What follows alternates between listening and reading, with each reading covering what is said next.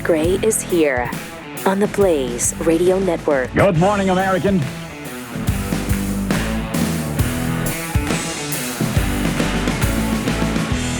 It's Friday. Thanks for joining us on this Friday. 888-900-3393. Today's the big, exciting D.B. Cooper Day. What happened to D.B. Cooper? If you've seen the Netflix special, there's a Netflix documentary about him. Where's D.B. Cooper or something, I think is the name of it. And it's really good, really interesting. We have that guy who did that documentary on with us. Ulis? What's his first name? Eric Ulis. Yeah, he'll be joining us in about an hour. And we'll talk about what may or may not have happened with D.B. Cooper. Could he have just died? Well, I want to be clear about something. I am not D.B. Cooper. Oh, wow. Now, that's what the real D.B. Cooper would have I you am believe. not D.B. Cooper. Exactly like D.B. Cooper would say. So, just to be clear. Right. Well, we all know that you've got the physique for it. You could have pulled it off if you wanted to. And so... Well, the plane has to get off the ground first. Right. So that you can then jump out of it. Problematic. Right. At best. So... Why? Why what? Why would it be problematic? It's a wind shear issue. Mm-hmm. Yeah, we're talking wind shear. I'm talking about not being D.B. Cooper. Yeah, we believe you. I personally believe you wholeheartely. It may be the truest thing you ever said. One of them, certainly. So, yesterday, first of all, let me take care of the dumb thing I said during the discussion about whether or not the embryos that were dropped were actually children, as ruled on by the Supreme Court of Alabama. I said something about them not being fertile. Well, they wouldn't be embryos, right, if they're not fertilized. Is that right? I think that's right. You said something. It'd be an egg. Yeah. It'd be an egg if it wasn't fertilized. So but they are fertilized, but they are frozen. Yeah. And then put away somewhere. So I don't know how that works once you unfreeze them. Does that work every time? Probably not. No, that's it does probably not. why it's so expensive to do this. That's why they have multiple freezings. So what do you think of you are an open-minded cat, if you will. Wow. What do you think about embryos actually being children? I mean, it's a hard one, isn't it? If you believe that life begins at conception. Yes, and I do. I mean, I do. But should it be inside the woman before you believe that or not? I don't know. I don't know. I don't know either. I would say, it's hard to. The judges were, at least the one judge talked about it being, right from God, and it was just like, what is that a real judge? Yeah, and now they're going after the judges. Yeah, of course. Mm-hmm. Obviously, you have to now. You have to. Right. If they mention God, well, then you got to get rid of them. You got to. know. You know, is that prison in Siberia has a vacancy now? Maybe we just send them directly there, where they can share the same damn cell. Yeah, every as one Alexei Navalny had, they could put them all in that. That'd be a great place for him after mentioning that God. Would be. Oh, you believe frozen things are life, do you? Go here. Yeah, go see. Let's see about that. There was a big AT&T outage. Now, they kept saying that Verizon and T-Mobile were also affected. And that may have been from overloading their networks because AT&T was having such trouble. So AT&T made a statement that it was a software update. Oh. Yeah. So they weren't hacked. Why don't you shut up? Wasn't terrorism. Relax. 12 hours to acknowledge that, though. I don't know. That happens so often. The day before, they made a big deal. The FBI and the UK agency made a big deal about shutting down a big hacking group that I'd never heard of before called Lockbit. Oh, yeah. And I saw that, too. Yeah, and so, I mean, I don't want to disrespect R Evil or Anonymous, but I had never heard of Lockbit before. So, I mean, they might have been Anonymous or R Evil might have said, those guys are nobodies. Yeah, maybe. I don't know. I feel like there's more to this story. Does feel like it because that was big yesterday. Yeah, and the fact that it took them so long to even say anything. Right. My hunch is that they were behind the scenes talking with the government. And the government's like, tell them it was a software update you were doing. Because if it was a software update, you would think they'd come on and make the announcement. Yeah, sorry. We're getting to it. We're on it. Yeah, we're on it. We're working on it. Should be fixed any minute now. But like, here's some tips. Use your Wi-Fi calling, like we talked about on this show. Yeah. And they could have gone to social media. I don't know, the fact that 12 hours went by. Yeah, and nothing. I mean, still the same day. Cool. So everything's fine. Oh. Yeah, right. Might just be the first shoe to drop on the communication wars. It might. Marco Rubio tweeted out, I don't know the cause of the AT&T outage, but I do know it'll be 100 times worse when China launches a cyber attack on America. That's for sure. On the eve of a Taiwan invasion. And it won't be just cell service they hit. It'll be your power, your water, and your bank. Nice warning from him, because we're not doing anything about our infrastructure. We're not shoring it up against an EMP. We most definitely are not doing enough for that at all. And we've been calling for that ever since I've heard of EMPs. Plenty of money to spend on illegals and making sure they get every last need met. Buying 5-star hotels to house them. I mean, I'm not even concerned about. I mean, we have to help people that are coming to America for freedom. But how much money have we given to Ukraine? That could have been given to illegal aliens. Yeah. Right. I mean, illegally, that's it. Yeah, we could divert that right to the illegals coming here from China. And personally, I'm sick of you calling them illegal. Well, no human being is illegal. So thank you for that reminder, Jeffy. Appreciate that. Because sometimes I just get carried away. I know. And forget myself. A little frustrating. And yesterday, Joe Biden was bashing Republicans again, still, as always. Here's one of the things he had to say. Time and again, Republicans show they're a party of chaos and disunion. Yeah. This is not your father's Republican Party. They shout about a problem, but then do nothing to solve it. Don't do anything about it. Bottom line is Republicans have to decide. They have to decide. Who did they serve? This is not hyperbole. Who do they serve? No, okay. Donald Trump or the American people? Or the American people. That's a tough decision for him. It really is. I'm surprised he didn't throw in a Vladimir Putin. I know. Democrats need to decide who they are going to serve. And this is not hyperbole. Satan or the American people? Are they going to continue to support Satan as they have been for many, many decades now? Or will they turn to the American people finally? They're going to have to decide who they're going to serve. Karl Marx or the American people? Well, I'm pretty sure I know what they decided. Yeah. Right? They made that decision a long time ago. I'm so sick of him babbling about Republicans as if they've gone so far off the reservation. My gosh. Democrats are unrecognizable to any right-thinking human being who was a Democrat back in the 60s or the 50s. I mean, we've said many times, JFK would not be a Democrat if he were alive today. Now, if he shared the same policies that he had then, he'd be a pretty hardcore Republican. He may have evolved, though. Maybe. He may have evolved. Like the rest of them. Because that's right, they all have. Boy, that's for sure. When you look at their old words, and we've played them before, from the 90s or even the 2000s, and you play what they're all about today, it's incredible. Just an incredible difference. And yet they're still in office. Right. So in California yesterday, Joe walked hand in hand with Nancy Pelosi. This is cute. This was awesome. This is cute. Look at This was awesome. Yeah. Okay. Going to get their meds. What are they talking about? Their meds, probably? Is that what they're talking about? Yeah. I got another liver spot. If you're dealing with those. How about a vodka? How about we go drink?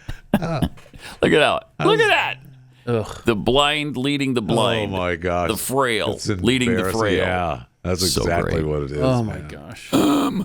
At least I don't have a hammer coming out of my head. Oh, wait. The good thing about them walking on a runway is at least you know it'll be flat. There's no steps, no speed bumps, nothing like that. I know. I'm surprised Nancy is wearing those heels. Oop, Nancy just tripped a little bit there. Yeah, those heels are tough for her. She's usually wearing the Constitution does not say that a person can shout wolf in a crowded theater. Yeah. Another Whoa. good point. Oh, wow. That's a struggle getting up that's a big step that there. first step is a doozy. Yes, it is.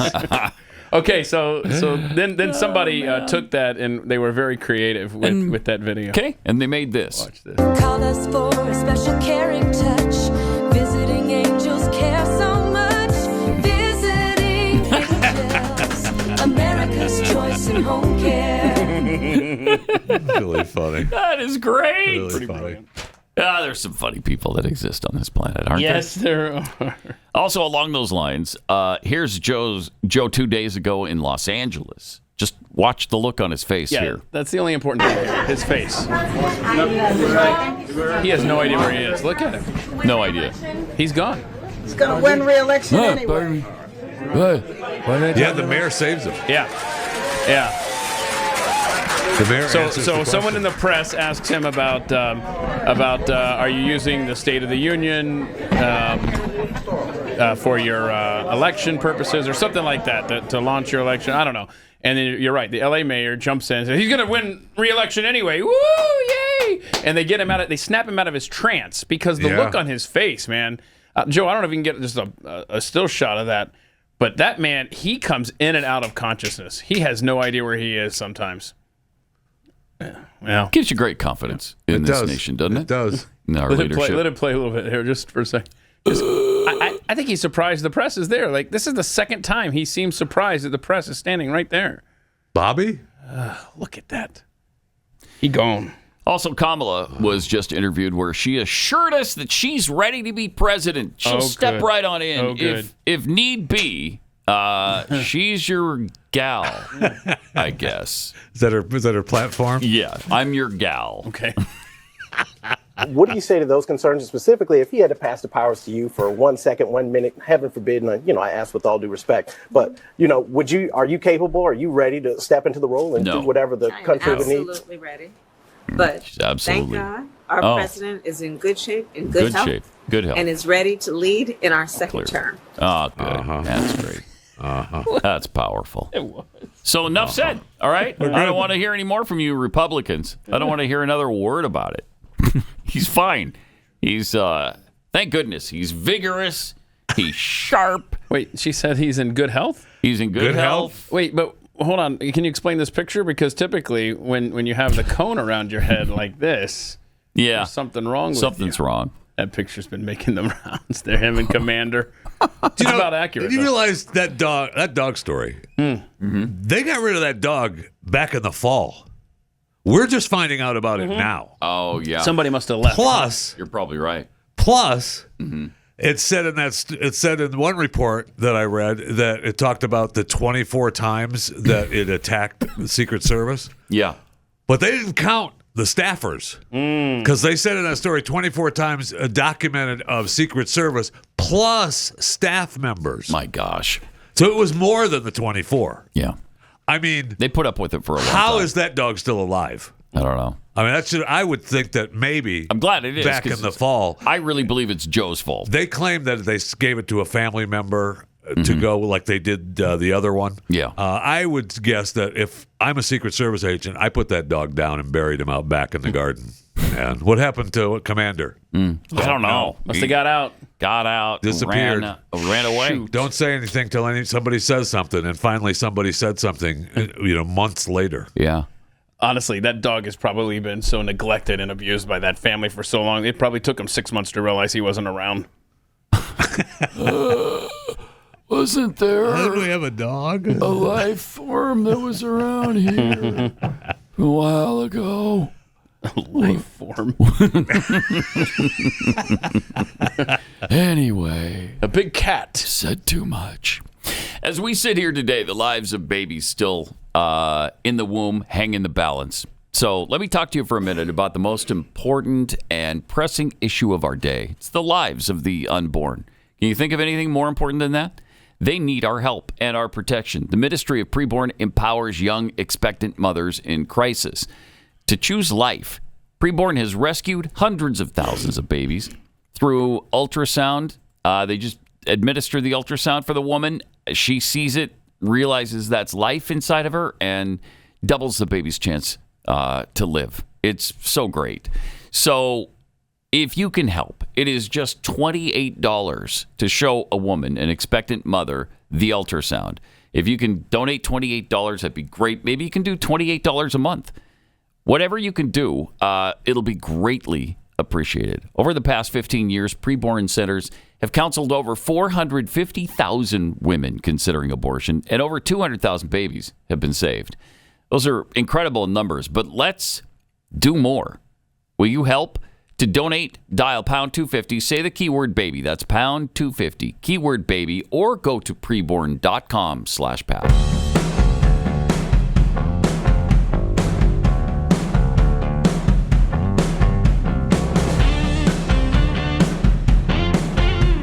That gray is unleashed. Meanwhile, Democrat Representative Dan Goldman wants us to know that Donald Trump and Republicans are, well, they're in bed with Russia. Oh, no. Yeah. Again? Yeah, again. Or still? Still. Okay, I think sorry. still. Every election, it seems, the Republicans fall in favor with the Russians and are used either, as you said, wittingly or unwittingly by Russian intelligence to try to interfere in the election. You'll remember in 2016, Donald Trump says, Russia, if you're listening, find Hillary Clinton's emails. 5 hours later, they searched for them and fished them and hacked them and got them. You believe they're still using this narrative as they are desperately trying to remove Donald Trump from the ballot? We're the ones who are inviting Russia to interfere with our election, while they, right out in the open, are trying to get him eliminated from this race. The hypocrisy, the evil. Democrats always are doing what they're accusing the other side.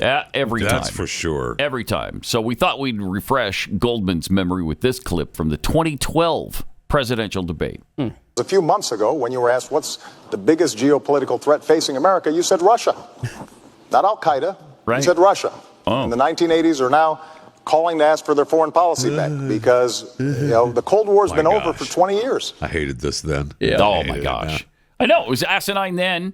Now how asinine is it? So Romney saying that our biggest threat was Russia. You're right. Was the Republicans always working with the Russians. Yeah. Russia. And this moment from that same year. My last election, basically. Yeah. After my election, I have more flexibility. After my election, I have more flexibility. Yeah. I understand. I transmit this. I will transmit this information to Vladimir. Okay, you do that. Obama telling Medvedev. Yeah, I'll totally be able to help out Russia After more. the election, I'll be able to do whatever you guys want. But like again, I've been doing in the meantime. Further proof to Dan Goldman's point, Republicans always working with the Russians. Oh, my gosh, yes. Oh, yeah. It's tiresome. No kidding. It's very tiresome. And I mean, I'm sure that paying off student debt doesn't have anything to do with, hey, like me and vote for me. He's just trying to help people out. Yeah. Well, he's a helper. I was reminded that, remember, they said that they were going to get an email from Biden saying, hey, it was me that paid off. Didn't they have some hissy fit over Donald Trump putting an email out, sending it to people about, I forget what it was. And I just remember them having a hissy fit over Donald Trump. Election interference, sending an email with your name on it to constituents. It was just really, absolutely just another example of, we can do it, you can't. Mm-hmm. Yeah. I mean, it's like that with everything. It is like that on everything.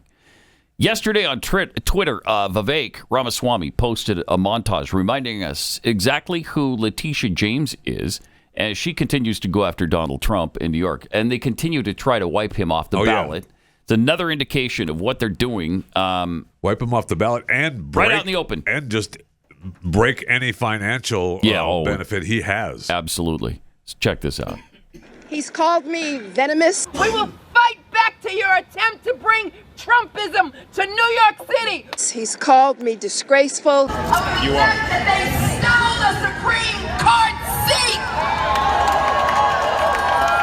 An illegitimate president and an illegitimate member of the United States Supreme Court. He's called me radical. Listen. Yes. We know he's crazy. Yes. We know he doesn't have a sound mind.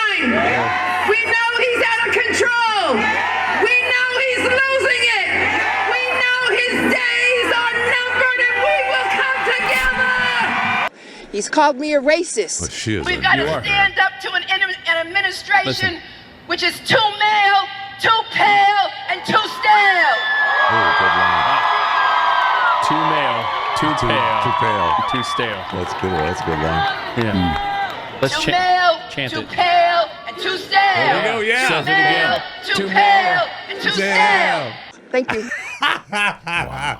The Attorney General of the state of New York, Letitia James. Wow. Too She male, is- too pale, too Too stale. stale. She is a nightmare. Although that's a good line. Good chant. It chants well. Yeah, it does. So there you go. I mean, just a good reminder from Vivek last night. Wow. Are we in? I know. We're in up to our necks, right up to our eyeballs. We're past our necks. It's incredible The radicals where we find ourselves are here. not just in the streets. They have the levers of power in this country. Yeah, they do. Yep. The leader of El Salvador spoke at CPAC last night, though, and had some interesting things to say. They don't have a democratic mandate. If they want a seat in the table, they should run for office. WEF, Soros, etc. Let the people vote. Mm-hmm. It will not be a pretty sight for them if the elections are free and fair. I mean, who elected Soros to dictate public policy and laws?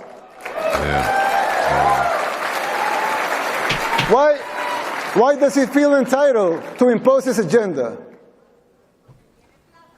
Let me tell you something. Soros and his cronies hit a brick wall in El Salvador.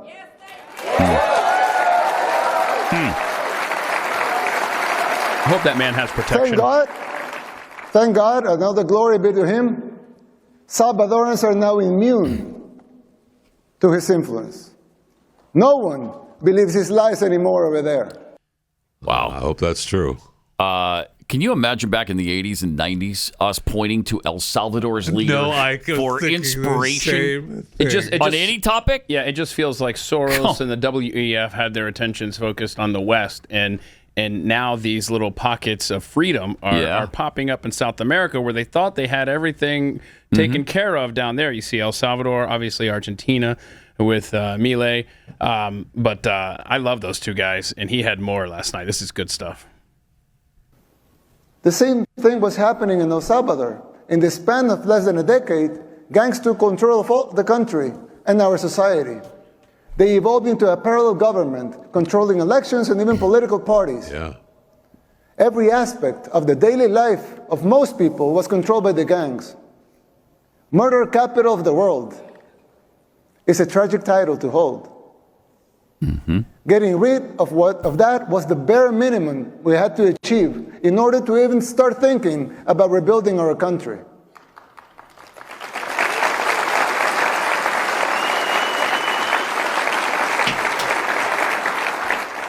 But jumping out of the water when it's already boiling is an almost impossible feat.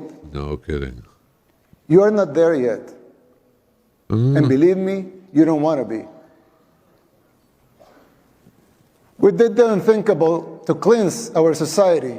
We arrested the terrorists, but we have to remove corrupt judges and corrupt attorneys and prosecutors.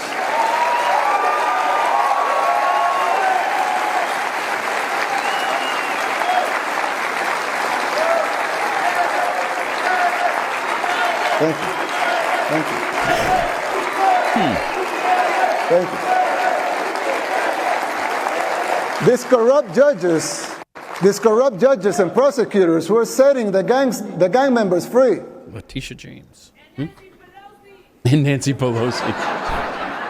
And it wasn't just the gangs. The corrupt system worked in tandem with the so-called international community, the NGOs, and of course the fake news, just like it happens here in the United States. I mean, seriously. Wow. So they're and like El Salvador and a lot of places in South America on their way out of that kind of corruption, while we are stepping headlong into it. He said that we aren't, our water isn't boiling yet. It's pretty hot. It's toasty. Yep. That might be a couple bubbles over there. Oof, man, we're at the beginning of the boil. Sorry. Right. There's some things that are happening there, though, that I don't necessarily think are helpful. Did you see the Jack Posobiec thing? That they really are working to overthrow democracy? If you explain that, that we're not a democracy, and yes, we're overthrowing what you claim this is, what you want it to be, but it isn't, and that's what we're overthrowing. But his big announcement yesterday was, welcome to the end of democracy. We're here to overthrow it completely. We didn't get all the way there on January 6th, but we will endeavor to get rid of it and replace it with this right here. That's right, because all glory is not to government, all glory to God. Nice line. The rest of it, though, this claiming or playing right into their hands that that's the goal of the right, to get rid of democracy, unless you explain what you're talking about, that's going to backfire big time. That is not going to be... And then you're admitting that J6 was an effort to end whatever this country is? That's a little problematic to me. Not terribly excited with that. Steve Bannon was apparently received like a conquering hero, too. Oh, I bet. Yeah. So, I mean, some interesting things happening at and around CPAC. But I think we need to be careful. Our rhetoric should be... So that was Jack Posobiec's message that you were reading there about ending democracy? Yes. Sure. Yeah. You don't want to talk over the heads of everyone, right? You want to explain. Baby steps. Yeah, exactly. We need to be precise. We need to be clear. Because January 6th messed us up. It sure did. It created a real problem for Republicans going forward. And, that's why we continually have to say, okay, yes, the violence, I don't agree with that. That wasn't good, but it was not an insurrection. Don't play into the insurrection theme, which is what he's doing here, really. You didn't get it all the way done on January 6th? What? Jeez, that's not good. It's just, it's a problem. Maybe it's just me. Maybe it's fine. Maybe it's perfectly wonderful. And that's how we should be speaking as Republicans. But it doesn't seem like it to me. No. All right. Don't forget, we've got our big Friday conspiracy show coming up. We're going to talk about D.B. Cooper, the big hijacking, the only hijacking any American has ever pulled off successfully. And we're 52 years into this thing. Still don't know what happened there. Still don't know what happened to the guy. So we have the person who did the documentary, Eric Ulis, coming up in about half an hour. Also, yesterday, speaking of conspiracies, the first private company to ever land on the moon successfully just did. Did they? Yes. Yes, they did. Did they? Yes, they did. I watched that whole stupid landing thing, or most of it. And it went super smoothly, right? Super smooth. It was really anticlimactic. I couldn't take it. Really? They finally, they didn't, and no one looked happy after the point of it was supposed to have landed on the moon. By the way, they spent $118 million. NASA gave this Intuitive $118 million. Maybe buy a GoPro and let me see that thing land on the moon. That's right. Maybe buy a GoPro. You can't, because the $118 million, then you'd have to do another $100. Be about $100 for a GoPro.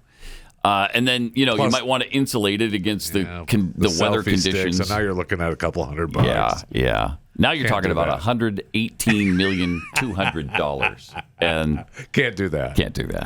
Couldn't afford it. They went on, and they finally, we got a signal. We have a signal. And apparently the signal's really weak. But it wasn't the beginning, for sure. Yeah. I mean, it took over. The autonomous vehicle took over, went away from Intuitive. It was just a strange thing. Pictures from 1969 were a lot clearer, weren't they? Hey, all the pictures I saw were all simulations. Now, maybe there's some real ones out there. I don't know. But congratulations. Congratulations. Yep. More coming up in just a minute. Or two, or three-ish. Pat Gray Unleashed.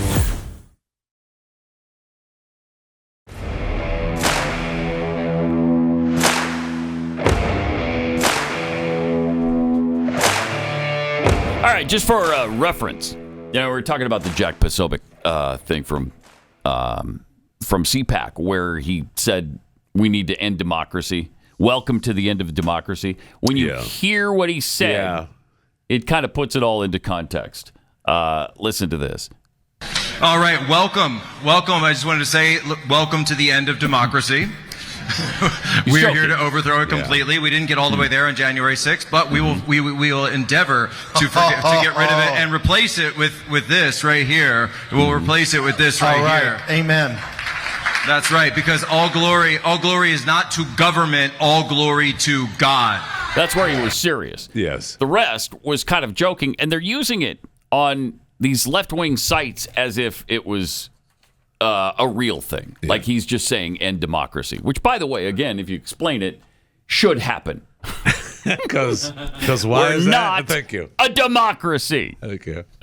But they'll never give you that amount of deference at all. They don't give us any sort of, like we do all the time. Now, he could have meant this, but they never do that. So they're just evil bastards, right? Just evil bastards bent on ending America.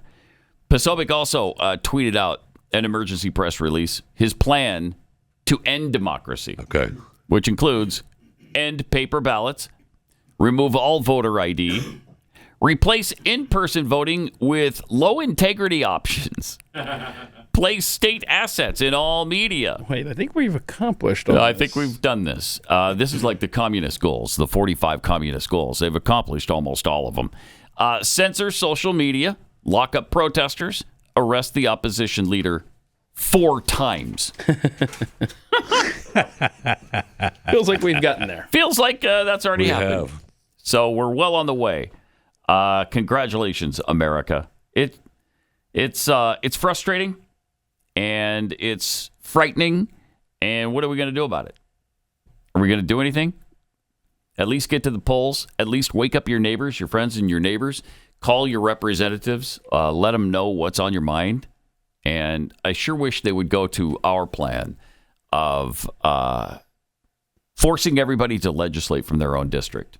That'd be great. That step would be huge. That's a huge step. Where you're always subject to your constituents. They're always within earshot of you. They're always showing up at your office and telling you what you're doing right and what you're doing wrong. It'd be amazing. That and term limits turn this country around. Really would.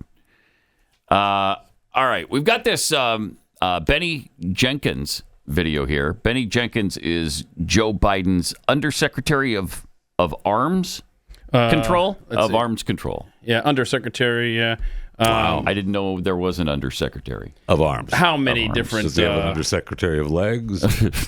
How many different members of the bureaucracy are there? And it says Bonnie Jenkins, and she was in front of a House subcommittee last week where Congressman Brian Mast had just a few simple questions that anybody should be able to answer, but apparently not because this administration is equal parts evil and stupid, and I believe that Bonnie here is probably both. All right. You're here representing the idea that you support a Palestinian state, correct? We support a two-state solution. Okay. Have you looked at that objectively? What do you mean, have you looked at it objectively? Have you analyzed that objectively? This is something that we do support, yeah. That's not an answer. Have you analyzed a second Palestinian state objectively? Have you analyzed it objectively? I'm not sure exactly what you're asking. I know what it means subjectively. Okay, so have you done that? No, I have not. If I understand your question. You might not be, because I can't believe that you would answer it in that way. So let me just start over. You're here representing support for a Palestinian state, correct? Yes. Have you analyzed that support objectively? Yes. But you just said no. So I'm trying to understand what you're saying. I thought I made it pretty simple, but you said no. But I'll grant you that now you said yes, you have looked.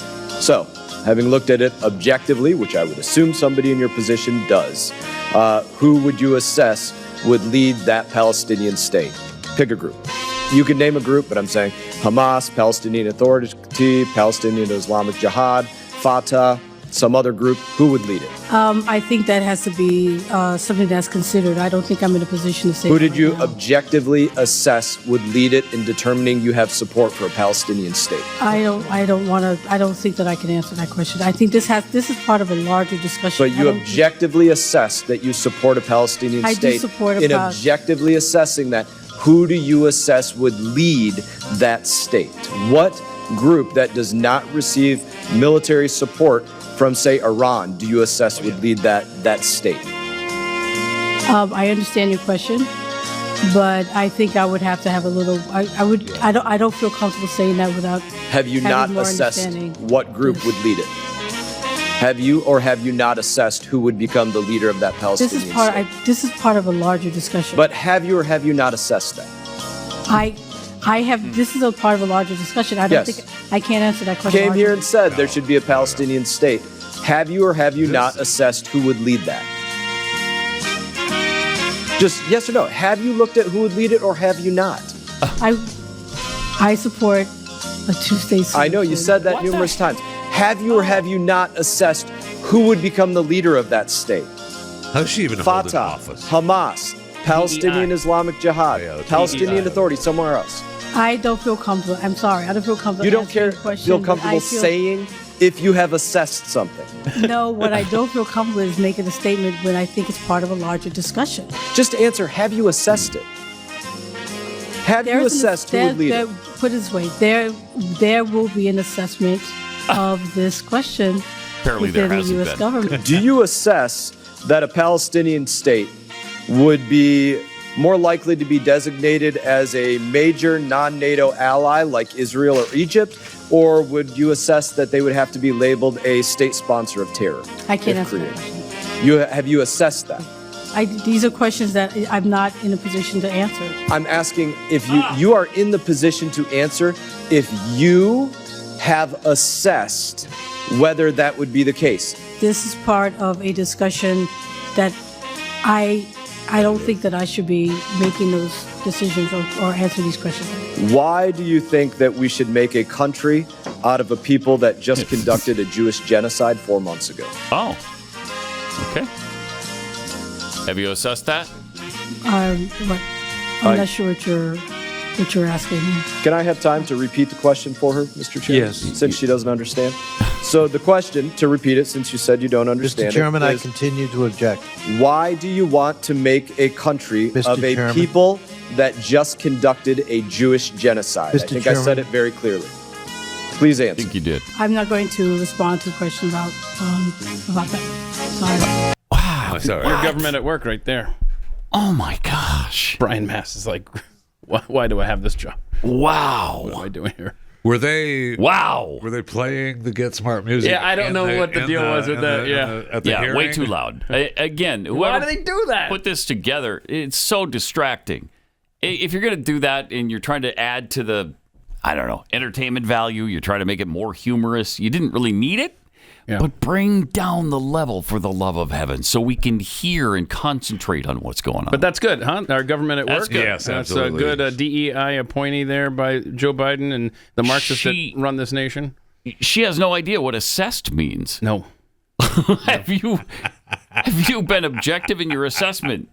I don't understand. I have to get my talking points from the George Soros Institute before I can respond. Can we put that graphic back up? Good catch by Chris. Chris caught this. Forbes with the graphic there. House Foreign Affairs Committee holds a hearing. Get your I and your R backwards there. Jeez. I mean, the typos are everywhere, man. Well, they were considering what music to play. So They did you can't do everything. I don't think another misspelling on. It was a Joe Biden video. The Joe Biden video. Yeah, Joe Biden video. They misspelled strength. Yes. Where was this? He did a video that did hit social media. We have it. It was about, I think he was talking about Ukraine and the funding for Ukraine. And then I sent it in, so we should have. You can watch the beginning of the video, but they talked about how the video is, got dozens of jump cuts. 20. So there's 21. nowhere. Yeah, I think they said 28. I mean, it's just impossible for him to do a 2-minute video. Right. I get, okay, you screw up once. So it's clip 21, right? Is that what you're wanting? Okay, I don't know that, but if it is, then let's go ahead and play it. It's 21. But then An there's attack on one is an attack on all. Okay, so that's what they're not NATO's concerned Article about the 5 words, says. It's in a simple but powerful the edits. concept, and it embodies why one of America's greatest sources of strength is our alliance. They're not only Right important there. to us. Oh, go back they're to important that. to the rest of Maybe the you can go world. back They should about have 10 seconds. Well, they have the screenshot. They should have the screenshot of just strength. There it is. Go ahead and strength. Attack on all. They misspelled strengths. Yeah. And you see that they jump cut this a lot of times. All the time. They're not One just is an trying to be attack hip. on all. That's what NATO's Article 5 says. That's It's what a it says. simple but powerful concept. Yeah, we don't need and you it embodies why one of America's greatest sources of strength is our alliance. He can't even do it when he's recording it. America's greatest services. What? So not only did they spelled it, I think the way he said it. That's Yes, why it's that- misspelled. yes, that's exactly So right. Maybe they shouldn't be trying to spell it phonetically as he is saying it. That would be helpful right could there. Be. So Forbes gets it wrong. My gosh. Here. Yeah. We can't even. I mean, it's the same. Maybe the same people are doing for the president too. Who knows? It's possible. Who knows? Amazing. All right. Did you know that your temperature at night can have one of the greatest impacts on your sleep quality? If you wake up too hot or too cold, I highly recommend you check out Miracle Made's sheets. They're inspired by NASA. Miracle Made uses silver-infused fabrics and makes temperature-regulating bedding so you can sleep at the perfect temperature all night long. These sheets are infused with silver that prevent up to 99.7% of bacterial growth. So that means they stay cleaner and fresher 3 times longer than other sheets. You don't have to, no gross bacteria to be sleeping in every night. Go to trymiracle.com/Pat and try Miracle Made sheets today. And whether you're buying them for yourself or as a gift for a loved one, if you order today, you'll also save over 40%. If you use the promo code PAT at checkout, you'll get 3 free towels too and save an extra 20%. Miracle is so confident in their product, they've backed it up with a 30-day money-back guarantee. So if you're not 100% satisfied, you get a full refund. Upgrade your sleep with Miracle Made. Go to trymiracle.com/Pat. Use the promo code PAT and claim your free 3-piece towel set. Save over 40%. That's trymiracle.com/Pat and treat yourself.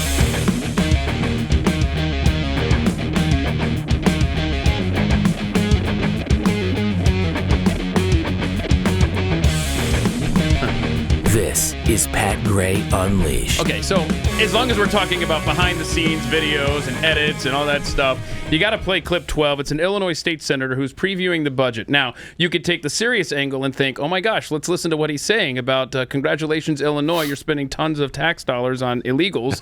Congratulations, welcome to the party. Right. Or we could do the behind-the-scenes, which distracts you from the message, which is the people that are trying to figure out, do I walk behind the guy who's recording or not? But by the end, That's awesome. By the end, this one guy walks behind. All I can think of, that's Jeffy. Jeffy would just be like, I'm walking through this scene. Let's play this clip 12. What are we even Hi, doing? Illinois State Senator Dan McConkey here. Just got out of the governor's annual budget speech. And let me tell you what's in it. $1 billion in taxes for you I gotta and get me. to the New other taxes, side, though. raising taxes, a lot of it on the working poor. And where are we going to spend it? We're going to spend it more on undocumented immigrants, on migrants coming here, free health care, other benefits. This is a travesty from the start. There's some good things in the budget, sure. But a real big problem here. Increased taxes for you, more spending on illegal immigrants and migrants. I'm going through. I love it. The two people are like, That's right. whoa, Nah, I'm we're not getting going in through. this shot. And then here comes Now Jeffy. we're going through. Yeah, I know. You're like, I don't care. I don't care. I got to get to the other side. But congratulations, Illinois. I hope you're enjoying the illegals in your fair state. Yeah, that's fun. Oh, is that what he was talking about? Something. Sure. I don't know. Who knows? That was part of what he was talking about. okay. Yeah. Apparently, a lot of the budget is going to illegals, which is fantastic. I mean, they good? Yeah. Right. All right. 888-900-3393. Pat Unleashed on Twitter. It's YouTube.com/Pat Gray if you want to check us out on YouTube. And they haven't censored absolutely everything we've said so far today, which is a possibility, frankly. Scientists have dealt another blow to gender ideology, confirming the obvious. Men and women are different. Our brains work differently. What? Radical feminist theorists such as Judith Butler and various exponents of transgenderism have suggested that sex, or at the very least gender, assuming there is a difference, is socially constructed. Right? We hear that all the time. We hear it It's a all social the time. It's Always. a social construct. But a group of Stanford medicine researchers rained on the gender ideologues parade this week with a new study indicating that no amount of social construction or cosmetic surgery can hide the fact of your actual sex on a brain scan. Interesting. The study... On a brain scan. Yeah, right.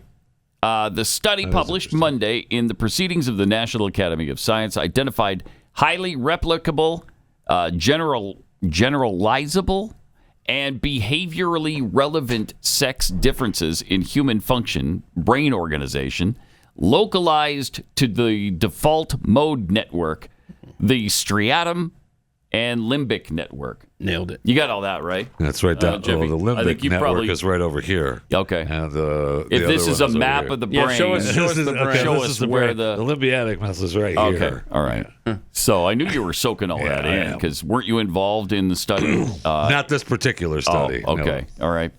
Simply put, though, that was a little bit complicated. Men's and women's brains are not only physically distinct, but they operate differently. Interesting. Huh. What? But what if I feel So the like a woman? baseline, yeah, I mean, you can Yeah, still it doesn't feel matter. like a woman. You can still, yes, you can feel like a woman if you want to. Yeah. You but can feel like a woman, you can it feel doesn't- like a man, but it doesn't make you a woman or a man Right. because you say you identify that way. Isn't that interesting? I mean, it is. It is I don't know. Some would say that it's almost baseline science. almost. Almost yeah. feels like the tide is turning on this ridiculousness. Well, it has to. I mean, right? Either that or we totally collapse. You're destroying lives forever. Yeah. Yeah. All right. We've got our big Free Thought Friday show. Free Thinking Sure.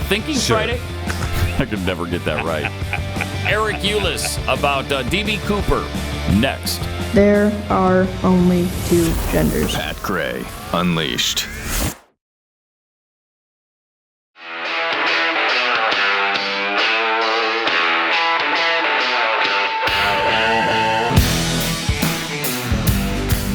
Pat Gray is here on the Blaze Radio Network. Good morning, American.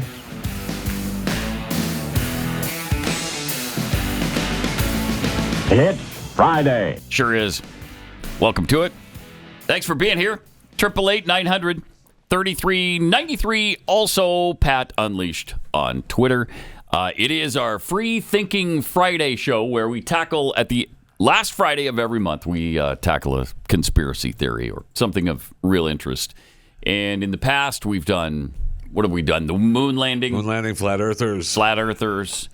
It's fun. Oklahoma City was Oklahoma fascinating. City was I'd like to delve into amazing. that a little bit more, actually. Yeah. Young Earth. The Young Young Earth was theory. awesome. Yeah. Mm-hmm.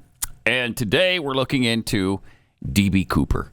For those who are maybe under 40 and have never heard of D.B. Cooper. Me? He was, really, Chris, you'd never heard of him till now? Other than Criminal Minds, that's about it. Oh. All right. Well, he pulled off the only successful American hijacking in history. And, well, let's get our guest on. We've got Eric Ulis here to join us. Eric has done a Netflix documentary on this subject. Eric, welcome to The Blaze. Thanks for coming on. My pleasure to be here, guys. All right. So first of all, why don't you walk us through who D.B. Cooper is and what happened on that day? Was it 1972 or 73? It was 71, actually. It's Oh, November neither. 9th. Hey. Okay, neither. Yeah. Wow. Great start. Okay, 1971. So what happened? Yeah, basically, the quick, short summary version is the guy shows up at Portland International Airport, puts down $20, buys a one-way ticket from Portland to Seattle, which is typically a 36-minute flight. As the jet was preparing to take off, he presents one of the flight attendants with a note saying he has a bomb and that he's skyjacking the jet. Okay. And over the next several hours, he issues several demands, which include basically $200,000 in cash, 4 parachutes. He wants all that stuff in Seattle before he's going to let the jet land. And he says, hey, if I get that stuff, I'll go ahead and let the passengers go. The authorities pull all that stuff together. He lets the passengers go. Of course, after he lands the jet in Seattle, or he lets the jet land in Seattle. They're on the ground for a couple of hours. Then he orders the pilots to head south, fly to Mexico. They're going to have to make a refuel stop in Reno. And about half an hour after taking off from Seattle, as the jet's flying south, somewhere over the Vancouver, Washington area, there's a sudden bump that occurs because the jet that he happened to be on was the 727, which has this air stair apparatus that deploys from the back bottom of the jet.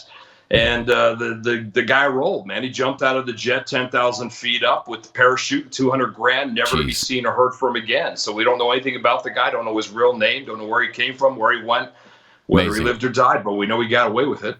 Yeah. 53 years ago this happened. Now, did the jumping out of the plane, here's a guy who probably had done this before. You would guess. He had some skills in that regard, right? You would think that, but it's very interesting. There were several copycats who emulated his event in the wake of D.B. Cooper. Most of the copycats actually had never jumped before. That's the first notable thing to consider. And every single one of them survived. So we really can't be certain whether the guy had ever jumped before or not. So yeah, we don't know whether he strapped on all 4 parachutes or what he dive with them all. No, he took one of the main parachutes, put him on his back, and then he took one of the reserves, which he didn't use as a parachute. I believe he actually used that to hold some of the ransom money. Okay. And 2 of the 4 parachutes he just left on board the jet. Yeah, that's what I thought. Yeah. And what's the theory behind him asking for 4 parachutes? Was that because he suspected that they might mess with one of them? If they just gave him one, it wouldn't work? Was that his thought process there? That could be part of the process. The other thought that crossed the mind of the authorities is perhaps he was going to force one of the flight crew to actually jump with him, therefore more or less ensuring that they didn't mess with the parachutes. Okay. Oh, so there you go. 53 years later, we still have no idea what happened to him. He might have died. Nobody knows, but no body was ever found, right? So, or nobody who could have been fit that description or any of that. I can promise you, if I found the $200,000 with a guy hanging from a tree, I would not have said anything. But there was no evidence, right? Did they ever find? They never found the chute or any other evidence of his jump. They found some money, though, right? Years later. Yeah, here's the really mysterious part is 8 years after the jump, they actually found $6,000 of the $200,000 buried in the sand along the Columbia River. The problem is it was in a place nowhere near where they suspected that he jumped. And there was no natural explanation for how the money got there. So I think that indicates the guy actually got away with it. I think he temporarily buried the money there. Presumably came back at some point in the middle of the night, collected the cash, accidentally left $6,000 behind, 3 packets of 20s, and there you go. Interesting. I'd be pissed. And I went to all that trouble. I want it all. Yeah, no doubt. I want to be leaving $6,000 behind. What was it? There was some things that he said to the flight attendant on the flight, right? That have given us some clues into his past or who he might have been. Well, he did appear to recognize the Puget Sound region, the Seattle region from the air. There are a couple of things that he mentioned about that. But importantly, I think what you're driving at here is that he issued some demands when the jet took off from Seattle. He wanted the jet to remain unpressurized, fly under 10,000 feet. He wanted the landing gear down. And very interestingly, he requested, or rather ordered, that the flaps be situated in the 15-degree position, which is pretty. It is specialized basically to the Boeing 727. So he clearly appeared to have some familiarity with aviation in general and the Boeing 727 specifically. What do they think? And I should mention also a critical thing, that air stairs door that I was talking about that he jumped from, he actually wanted that down on takeoff, but the pilots refused. He ended up relenting and letting the jet take off with the air stairs in the up position. But then shortly after taking off, he did lower those mid-flight. Why would he want the landing gear down during the flight? I believe that the reason he wanted it down is it more or less enabled him to control the speed of the jet. I mean, as it was traveling about 200 miles an hour, which is a reasonably violent jump. It's not going to kill you, but it's a reasonably violent jump. And obviously having the landing gear down ensures that the pilots, decided not to jack with the guy and, go tooling out at 500 miles an hour. And, obviously no one's going to survive that kind of a jump. So I suspect that's part of it. Wow. So who are the main suspects now? Have they completely dropped this? Is the FBI done with this completely? They've closed that case and they're not worried about it anymore? Well, here's the breaking news with all of this. They actually did close the case in July of 2016, but recently they basically restarted the case, reopened the case. And that's because in March of last year, I filed a lawsuit requesting access to a clip-on tie, a skinny black clip-on tie that he left behind, because there's a particular part of that tie that I identified that nobody else realized existed that may contain a complete DNA profile for D.B. Cooper. So it appears that the FBI, I was asking for access to the tie to have a DNA specialist look at that.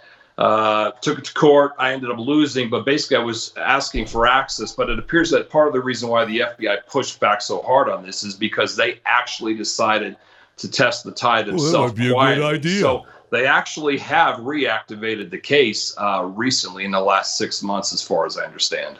So have they tested the tie then? Do we know have any about documentation on that? They have not said anything about it, but if you read the tea leaves, it's pretty clear that they tested the part of the tie, this little metal spindle that I was referencing in my lawsuit, that they actually did get a DNA profile, and they have actually retested some of the DNA from some of the primary suspects that they had looked at previously, specifically 2004.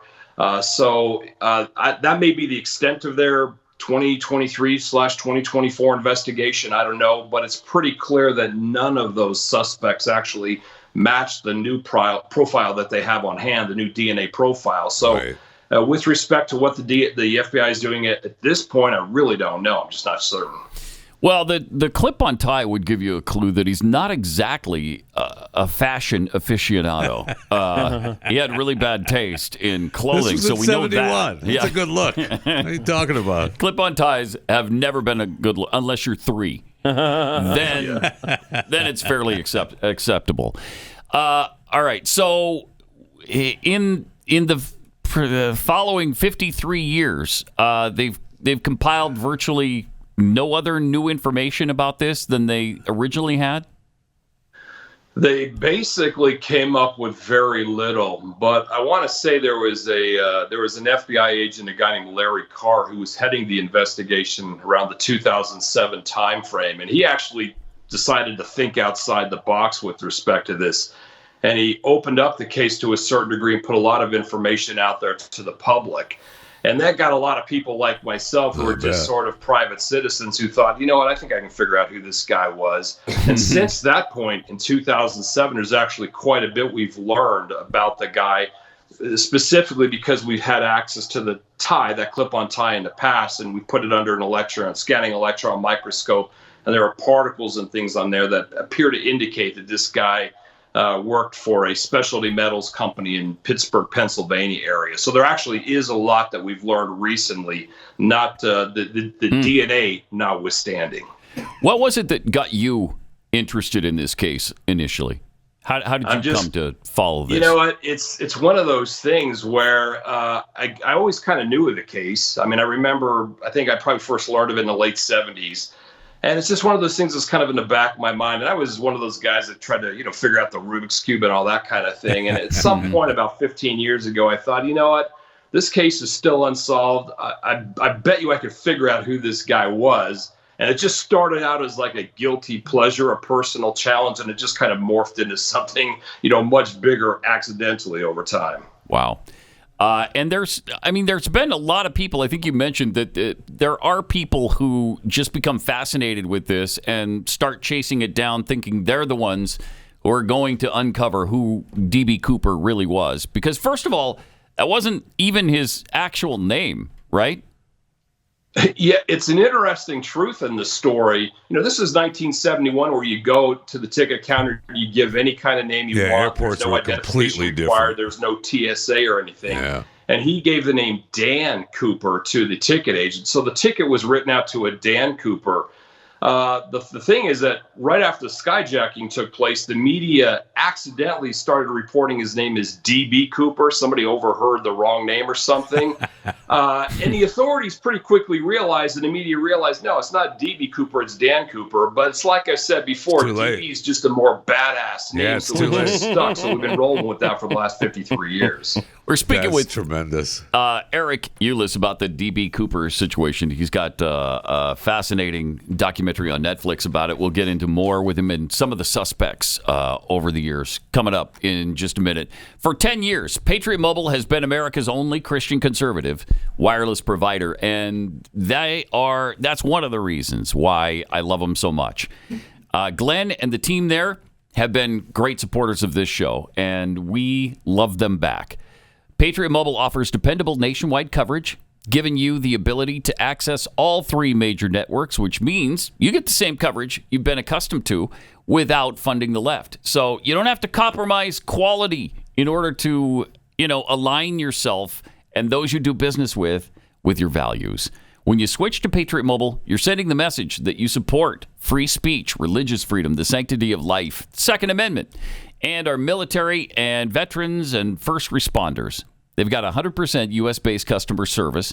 That makes switching really easy. You can keep your number if you want. You can keep your phone. You can change both, whatever you want to do.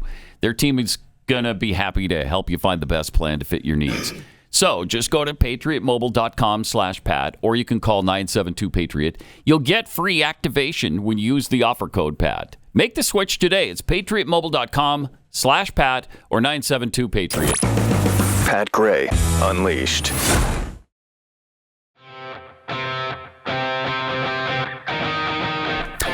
It's our Free Thinking Friday as we explore the mystery of D.B. Cooper today with our guest, Eric Ulis.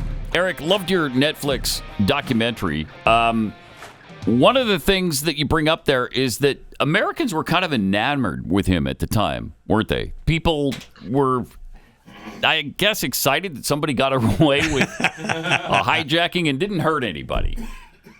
Yeah, no, there's no doubt about it that there were a lot of people immediately after the skyjacking took place that thought, hey, who cares? Like, this is great. Some guy rolled out and ripped off $200,000 from. Yeah, they gave him the money.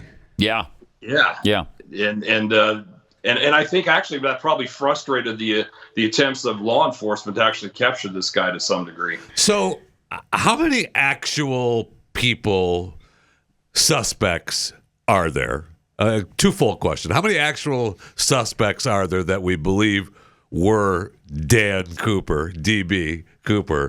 And I thought how many deathbed confessions have there been? Because I thought the one guy in Florida was D.B. Cooper. There's been something north of 1,000 suspects that the FBI has looked at. Now, with respect to the number of deathbed confessions, I'm really not sure. I've heard conflicting numbers, but I mean, certainly dozens of deathbed confessions. So I don't know what that says about the human condition or some people where they got to sort of almost kind of like so we have dozens of deathbed confessions, but I really did. I thought the one guy that they reported on in Florida, I mean, he's the guy, right? I mean, he was the guy.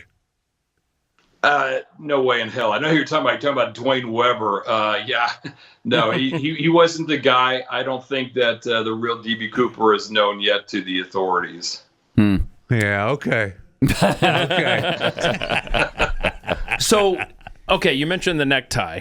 There were cigarette butts that I think that were looked at. I think, weren't they from? They were like Raleigh filter tips. I just read on this that he smoked. Yeah, looking before we did this episode. But my grandpa used to smoke but those. didn't the FBI tell us what happened with that evidence? Well, there were 8 cigarette butts that were left behind. They were sent to Quantico. They were analyzed at Quantico. Again, this is 1971, so they're just kind of looking for fingerprints. Right.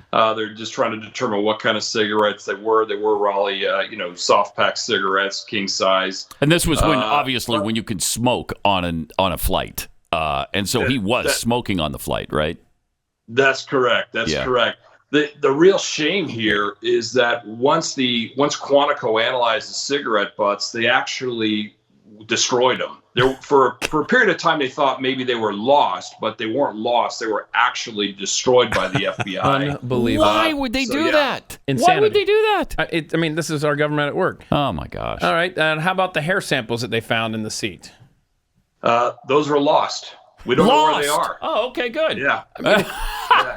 This leads you to what are you going to do? Two hair samples that were analyzed, put in glass slides, and to this day we have no idea where they are. So those were certifiably lost. I don't think they were destroyed. It's like they were trying to screw up this investigation. Hey, could you do any worse if you were trying? It's like we say all the time on the air, if you were trying to destroy the country, what would you do differently than they're doing right now to us? It's the same with this investigation. So, Eric, he was apparently, people believe him to have been, in 1951, or 1971, a man in his mid-40s, right? So that would put him late 90s now, if he were still alive. He would be about 100 years old at this point. Yeah. So it's really unlikely that the guy still lives, but he might have lived a pretty decent life on $200,000, which is what? Is it almost $2 million in today's money? It's about 1.6 million in today's That's back money. when money was the guy's money. Smart about it, yeah. Mm-hmm. Yeah. Wow. Set himself up. Do we think he had a connection to Boeing at all? Yeah, I think it's pretty clear there was some sort of connection to Boeing. I don't think he worked at Boeing, but I do think it's highly likely that he worked for a major subcontractor for Boeing. Again, this company that was called Crucible Steel in the Pittsburgh area. Well, yeah, because he knew certain things about the plane that most people wouldn't know, and there was it's not like there was internet where you could get those facts back then. So, that'd be a pretty good guess. That would be, that there was some Boeing connection. What about a military connection? Do they think that there is a military tie there as well? Well, they really don't know, but given the guy's age and the time, obviously World War II, Korea, Vietnam, it's a very real possibility that the guy had some sort of military experience in one of those previous wars or conflicts. At that age, it probably would have been Korea, and he would have, that's where he would have become knowledgeable with parachutes, maybe. Mm-hmm. Possible. I'm not an FBI. I didn't destroy any evidence, so I don't know. I remember years ago when I was hearing about this, it pops up every once in a while. About every decade or so, people start talking about D.B. Cooper, it seems like, again. And there was a point where it seemed like the consensus sort of was that he died in the attempt. Is that possible? Yeah, that definitely was. Well, given that, again, $6,000 of the money was found in the condition it was found in and where it was found in, I think it pretty clearly indicates that he survived. He got away with it. It's also important to note that the guy jumped somewhere near Vancouver, Washington. I mean, this isn't Antarctica here. There are a lot of people that live in that area. Right. A lot of people have searched for the guy, and nothing has ever been found. So no parachute, no body, no money blowing in the wind or anything of that nature. So I think it's pretty clear that the guy actually did get away. Just the $6,000 that was buried, right? That documented that was part of the ransom money that was given to him. Yeah, they had serial numbers recorded in advance, and that money matched. Yeah. And where did the money come from? Who coughed that up? The $200,000. Well, it came literally from Sea First Bank in downtown Seattle, but ultimately 180,000 of the 200,000 ransom was covered by the insurance company, and Northwest Orient Airlines had a $20,000 deductible. Interesting. So no wonder people thought he was a hero. Yeah. Because he didn't really take it from the little people. He took it from some big corporation that they don't care about, and it's just fine, and nobody got hurt, and so let's celebrate him. I think it's also important to remember the time, because this is 1971, so this is in the wake of the assassinations of JFK, of Martin Luther King Jr., Robert Kennedy. Kent State had happened just before that. You've got all kinds of turmoil going on in the United States, civil unrest, so to speak. And so I think there are a lot of people that basically just had enough with the government, basically, and they're just thinking, hey, you know what? Some dude took it out on some insurance company. Who gives a crap, Yeah. I mean, a lot of people may still feel that today. Yeah. Not me. For sure. I mean, not me. No, not you. You're too much of a law and order guy. Of course not you. Right down the... So, Eric, is there somebody that you've settled on that you really believe it to have been?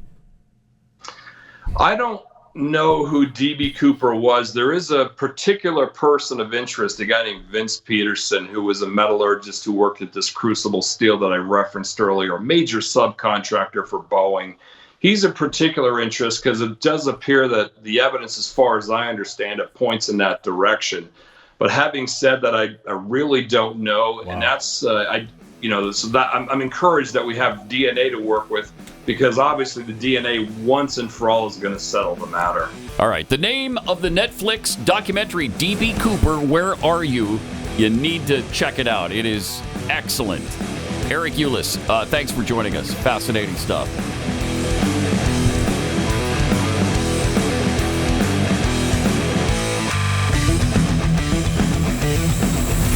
This is Pat Gray Unleashed.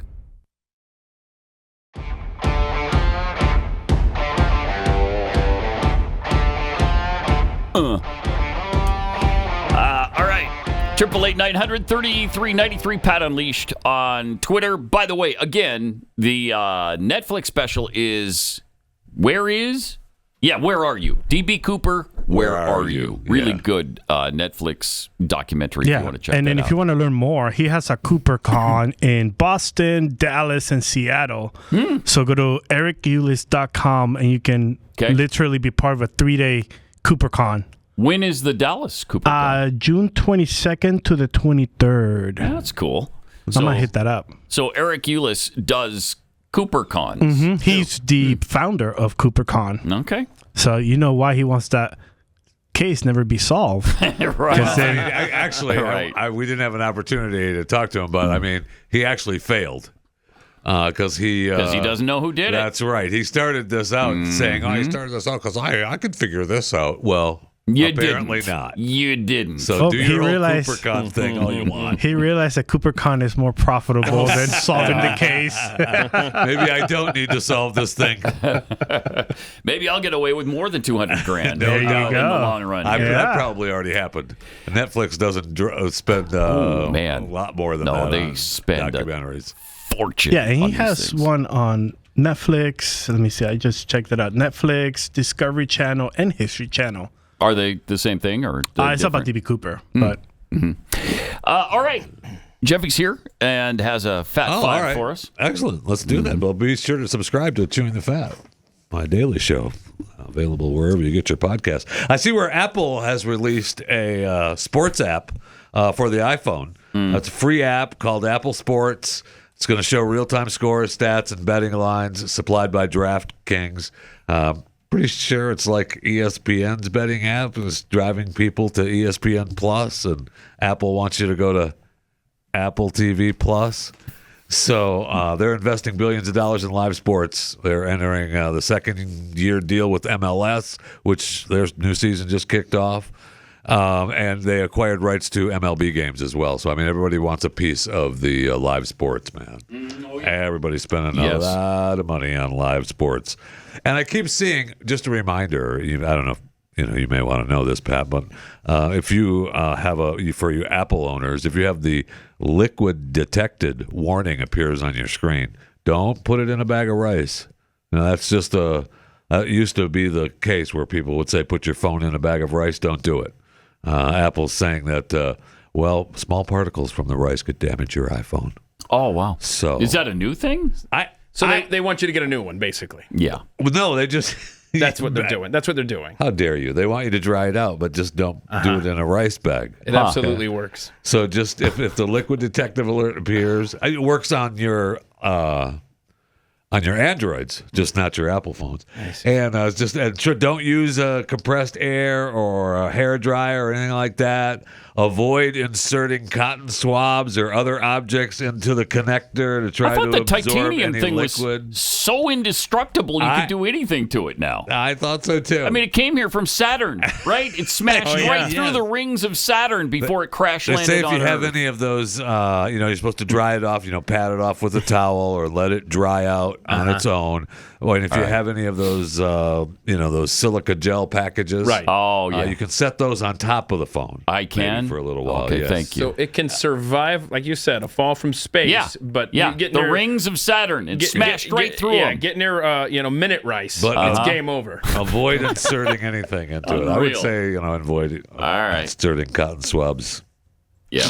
Fisher, since we're talking about Apple, did you see that your podcast is no longer explicit? Congratulations. Yeah, we mentioned it the other day. Maybe you ought to listen. Okay, you know what? I'm just done helping your podcast then. Oh, that's right. You're welcome. You were home. You pretended to be sick. He was home. That's right. I wouldn't want him to listen to the show then at all. No, right. So we mentioned that NASA, or not NASA, I'm sorry, NASA paid a company to land on the moon. Yeah. But they're also, NASA themselves. Intuitive Mechanics or Intuitive Machines? Intuitive Machines. Yeah. Yes. Mm-hmm. From Pittsburgh. NASA is seeking 4 volunteers to spend an entire year on a simulated Mars mission. Yeah, no thanks. 3D printed dune-like habitat. Appreciate it, but no thank you. The Mars Dune Alpha is, they want to inform the plans on human exploration to the planet. And it's a beautiful thing. This is the second of 3 planned ground-based missions known as CHEPI, Crew Health and Performance Exploration Analog. This one's going to start in the spring. Okay. Can't wait. Those participating will be compensated. It doesn't say how much, but it does say it involves a 4-person volunteer crew living, working inside a 1,700 square foot 3D printed habitat based at Johnson Space Center in Houston. Okay. You're going to have separate areas to work in, live in, medical station, lounge areas, and food growing stations. So you're going to have to be growing your own food. Good luck. God bless. Well, it's going to be just like Mars. Limited resources. Supposedly. Yes, limited resources. Sounds like so much fun. So that kicks off next year. You have to be 30 to 55. You must speak English. Okay. Be a non-smoker. That's racist, by the way. You must have a strong desire for unique, rewarding adventures and interest in contributing to NASA's work to prepare for the human journey to Mars. You must also have experience working in STEM. That's, science. I don't have to tell you science. No, you don't have to tell me. Technology, engineering, and mathematics. With a master's in engineering, math, biology, or other sciences, and professional experience, or at least 2 years of doctoral work in these areas, or a test pilot program. Or if you have 1,000 hours of piloting experience, that could qualify you as well. Or if you have military experience or a bachelor's degree in a STEM field and 4 years of professional experience, that could qualify you as well. So good luck. That's just it. Good luck. Man, that just... Do I want to do that? Absolutely. Do I want to do that?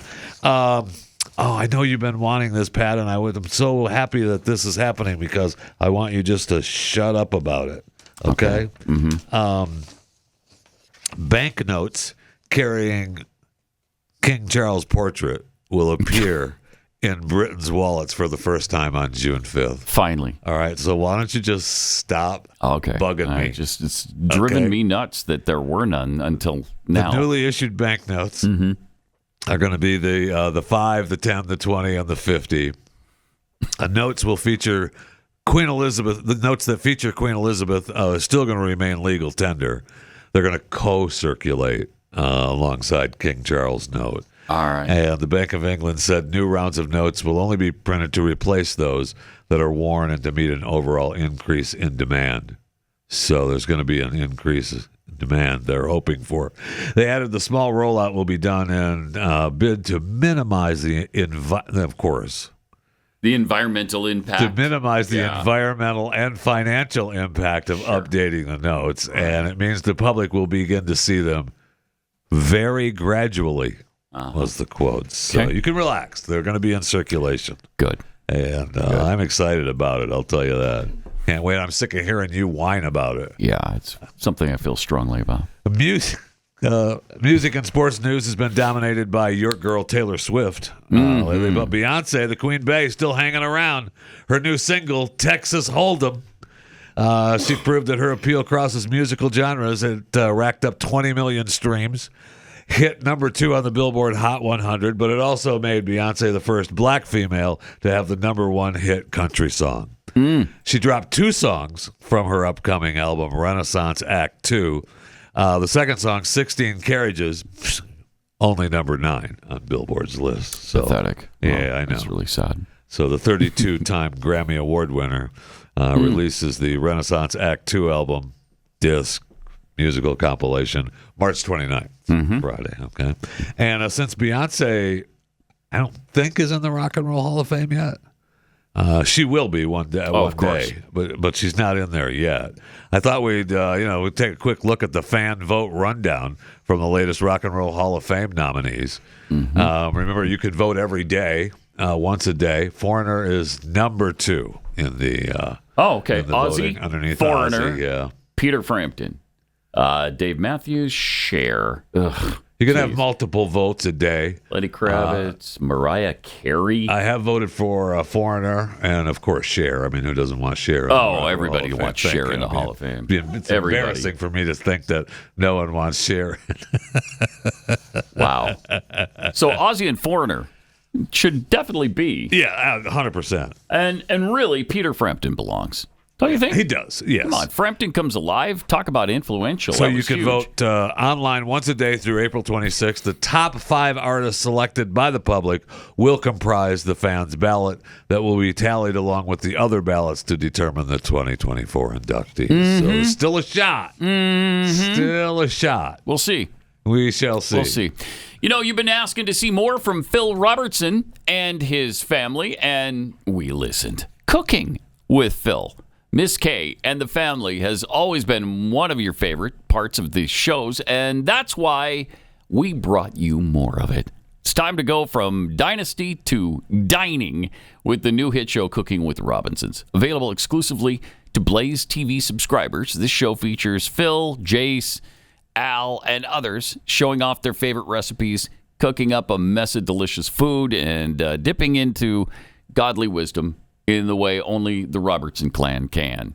Turns out, family recipes and family values really do pair well together. So, grab yourself a plate and pull up a chair. And don't forget to say grace before you dig in.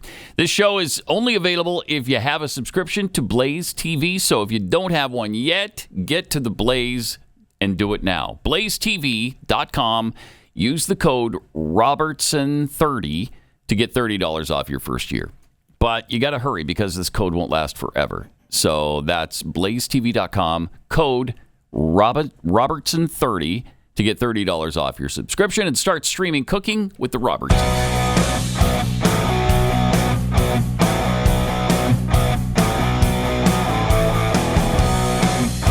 Pat Gray, Unleashed.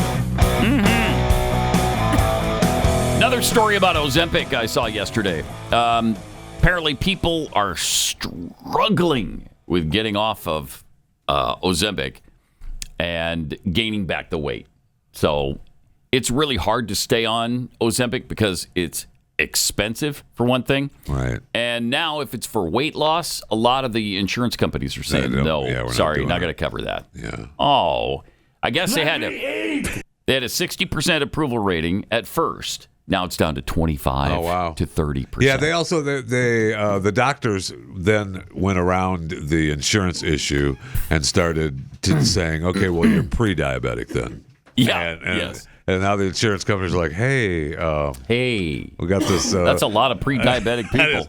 What are you going to do? Since when did 98% of the population become pre-diabetic? And then they couldn't get it. There's shortages of it, just like there's shortages of everything. Right. It's just incredible. You talked yesterday about now being the pharmacy calling you. Mm-hmm. Well, first of all, the pharmacies have been hacked. Right. They're saying that they can't fill prescriptions. I don't know what people do if that happens. And I don't you either. need your medication. I guess you need to talk specifically to the pharmacist. Mm-hmm. But some of the pharmacists that I've had to deal with lately are not up to the task. Yeah. Just as a side note. But I mean, I have to call specifically now. I mean, and find out if a particular pharmacy, like if the pharmacy says, they don't have it, well, then I have to have the doctor send the prescription to a specific pharmacy. Mm-hmm. So I have to make the calls to the pharmacy to see if they have the particular drug that I need. And if they do, then I have to have the doctor send the prescription to that pharmacy. Mm-hmm. And you think, just because they were in the same network that they could just fill it. But no. They can't do that. Can't be that way. It's just too easy. My doctor just gave me paper. He gave me a paper prescription. He said, figure it out. That might be what they have to go back to. We have to go back to back to that, but many of the doctors now don't have that. They don't have paper? They don't? It's all, doctors don't have paper don't have now? paper. Yeah, I've used it all. This was printer paper. It wasn't a special pad like back in the day. It was literally a printed sheet of paper, and then he signed it. Sorry, I think they have can't that do paper. It. No, they don't. Apparently. They Jeffy don't. says they don't have it, Chris. So I guess no paper for your doctor. That's weird. I know. Well, I'll check the other side. Maybe your doctor's printing on two sides. I don't know. Maybe. Anyway, I know that Ozempic's getting a bad rap now because people are gaining the weight back after that's they're on them, off though. of it. Yeah, well, see, because here's the thing, and look, I'm no expert on weight loss, although I did lose 55 or 60 pounds. Yeah, a lot. And I've kept it off for about a year now. But of course, if you stop taking Ozempic or Wegovy or Mounjaro and just go right back to eating like you were that's before, yeah, you will regain the weight. It's going to happen. But if you change your eating habits, and yes, I had the added incentive of diabetes to help me, make the changes that I made.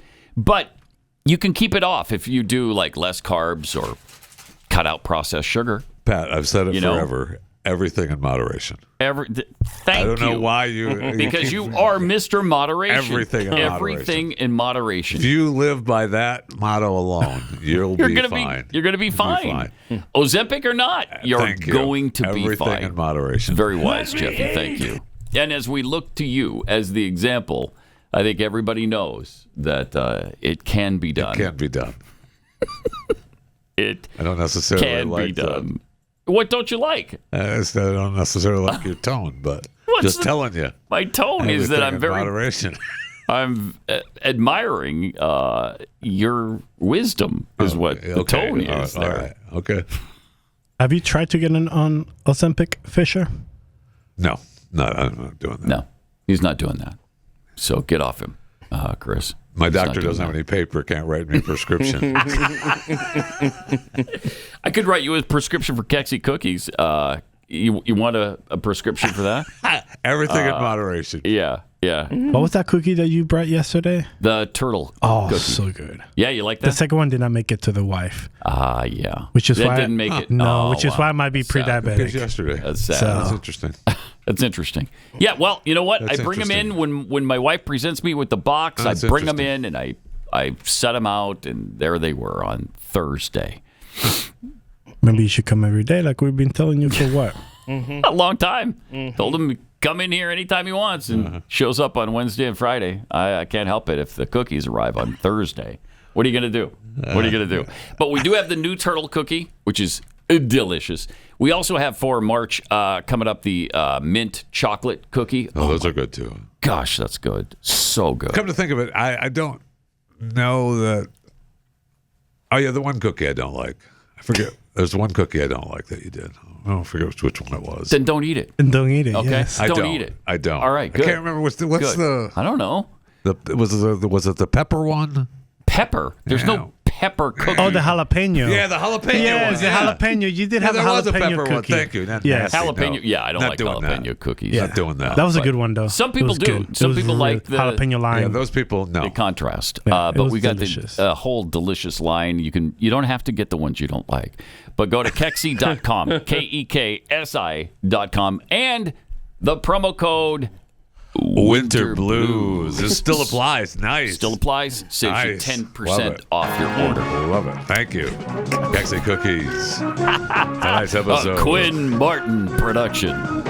Winter Blues. Tonight's Love it. episode. It's awesome. Winter Blues. Bananas. All right. We got some amazing video to share here just to kind of top off the week.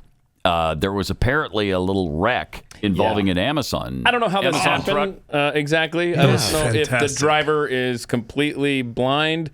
He's deaf. Is he deaf? Yes. Is he Do we know that? seriously? Yes, he is. For real? Wow. Okay. So, wow, that's but scary. okay, so He did not hear the horn. Uh-oh. So he just kept going. but still, Okay, so let's watch the video. yeah, still, it doesn't make it that much. Don't better. park on railroad tracks. Well, he didn't He's park. driving. Okay. Oh, I love the tense music. It makes us know Do they not trouble have- is coming. Don't they have the arms that come down? Yeah, Not no, this right. one. When the plane, This one did train not is have coming? none of that. No. Okay. This one didn't have none of it, None so of it that. must have had some All right, of we it. No, got he it. didn't have Look at none this. of it. Oh, Holy crap! see, you see the Holy. train slunk Ryan by. I mean, that's close. Whoa. He's lucky to be alive. No man. kidding. No kidding. No kidding. I mean, he got a sunroof now at least. Did his little Holy. Run that back a little bit. That was something else. Yeah. Okay, here he goes. He's going across. I love the COVID The mask. tracks. That protected him. That's why he's safe. Yeah. The COVID mask. That's why you drive Wow. with it when you're alone in the vehicle, because it protects you from trains. Here it comes. Goes to make the turn. And I'm going to turn onto the tracks and He's crossing them. shebang. Oh. Oof. I mean, another what? 6 inches? Yeah. He's done. Wow. Where's my package, bro? Wow. I mean, seriously. In the front. It's late. Ooh. It's late. Well, he can't hear you anyway, so. Have you seen Stevie Wonder's house? He hasn't either. Neither has he. Those just those are the jokes that don't never stop joking. Wait, you're just gonna do that? I can't believe that this. Try. Here we go. Say it again, Pat. I'm ready this time. Here we go. Have you seen Stevie Wonder's house? No. Neither is he. Thank you. Ta-da! All right. Fun. All right. So then there's boxes of cash on the street here in Irving, This happened Texas. Wednesday. I was surprised Jeffy wasn't a part of this video. Or was he? Well, the thing is that Tell everyone your theory if you ever are in a situation where there is free cash to be had. okay. So if it had tipped over, these boxes did not tip over, and the lady that was guarding it was armed. So you'll see the video here. Okay. She's alongside. There was an accident, and these boxes came out of the truck. Yep. And they're not blowing all over. I see. All right. I see. And she's armed. She's making a call. She's guarding it, and I don't want none of her. Wait, you can't take that? No, No. those are big, no, not with her there. Oh, okay.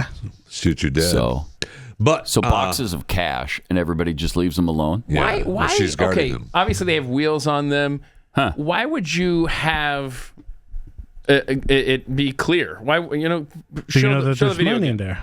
I Well, guess, yeah, but they're being taken to be destroyed You counted or them, going to right? the bank. Yeah. I'm just saying, like, Oh. why would you tempt people like that? Why not just have it be completely closed off so you can't see what's inside. But my plan would be if they're flying, yes, you know, yes, this is important. Say this. Like if one of those had opened and money was flying around, right? You would have people going crazy picking it up. And I say pick up as much as you can, would, right? as fast as you can, and then you know you're being recorded. Drive right to the police station, right? Thank you. And walk in with just $100, okay, maybe 1,000, all right, and say, I'm sure you have me on video. I got carried away with the money that was blowing all over the road. Or you could say I scooped it up just to bring it to you. No, I gotta be believable. My conscience got me carried away, and then I realized, what am I doing? That's not my money. So here. And so maybe you turn in 1,000, but you're pocketing 9,000. But in the back of the car, there's at least 10, 20, 30. You may want to make a stop before you go to the police station. Drop off that cash at the old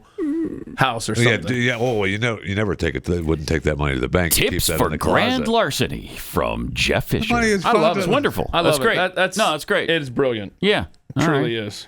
Good for you. Thank you, Jeffy. You're welcome. But you weren't here. You didn't see that out here the other day. Where is that? I don't know. It didn't look familiar. I don't know where that exactly happened. Yeah, it's right over there. Irving's a big town. There. Big town. It's right down there. Speaking of trains, I want to get into this. Maybe we'll talk about this Monday. But there's a bunch of people dying in New York. Oh yeah, train surfing, subway surfing. They're surfing on the subway, and they fall off, or they run into an archway, and they die. And now one of the mothers of those teens is suing New York for it. Come on now, wow, stop it. All right, we got overtime coming up. This is Pat Gray Unleashed.